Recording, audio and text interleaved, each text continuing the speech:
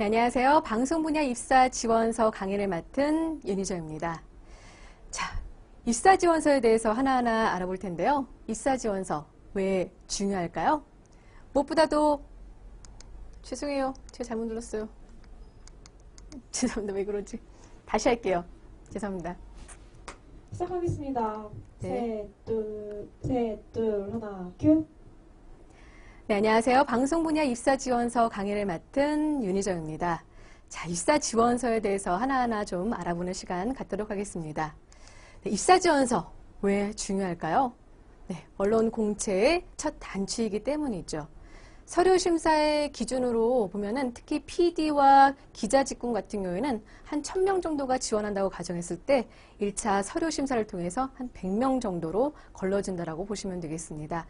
물론 해마다 또 방송국에 따라서 다르지만요. 보통 100명에서 200명 정도가 이 첫 단추인 입사 지원서를 통해서 걸러지게 되죠. 두 번째, 스펙 얘기들 많이 하시는데요. 이 스펙을 부족함을 메꿔줄 수 있는 존재이기 때문입니다. 이 자기 소개서를 통해서 나의 의지나 또 기자로서의 의지, 또 PD로서의 노력, 이런 나의 지금 수준을 표현할 수 있는 아주 좋은 기회이기 때문에 중요하고요. 마지막으로 면접은 입사 지원서를 기준으로 진행되는 만큼 특히 최종 면접 같은 경우는 이 입사 지원서를 토대로 진행되는 만큼 절대적으로 중요할 수 있다라고 하죠. 저 같은 경우에는 제가 K모 방송국의 사장 면접을 볼 때요. 첫 질문이 바로 이거였습니다. 입사 지원서를 보니까 본인을 하늘하늘한 민들레라고 표현했는데요. 하늘하늘한과 민들레, 수식이 맞을까요? 라는 질문이 왔습니다. 네, 아나운서로서 표현력에 대한 궁금증이 생겼던 거죠. 근데 그때 사실 너무 생각지도 못했던 질문이라서 그다음부터는 면접을 어떻게 봤는지 기억도 안 날 정도로 한 10분이 한 100시간처럼 느껴졌던 그런 면접 경험이 있었습니다. 이처럼 입사 지원서를 기준으로 진행될 만큼요. 좀 철두철미하게 준비하셔야겠죠. 근데 대부분 지원자들은 공채가 딱 뜨면 쓰기에 바쁩니다.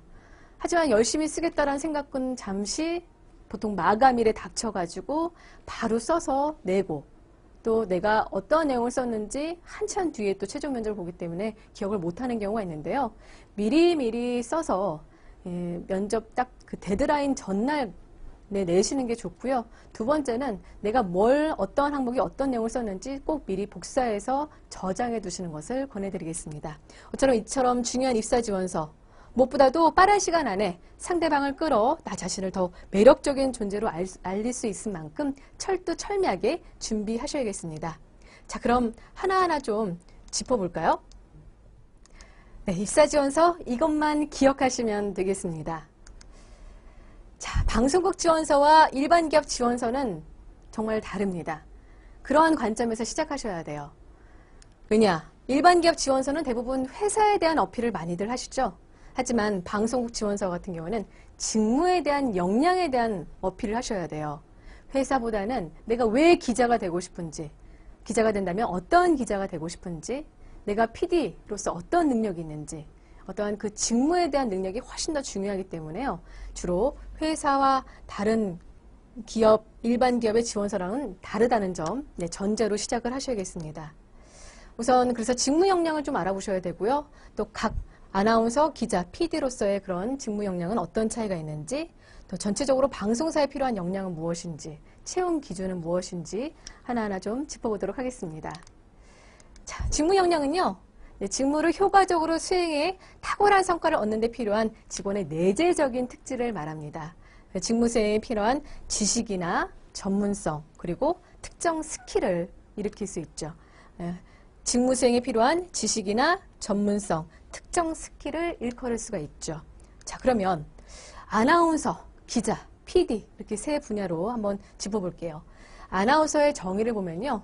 불특정 다수죠. 시청자에게 어떠한 정보나 지시사항, 보통 인간의, 우리 사람의 이야기를 뉴스로 전할 수 있고요. 음식 얘기라면 교양 프로그램으로 전할 수 있고요. 이렇게 이러한 정보를 자신의 목소리로 전달하는 사람을 말하는데요.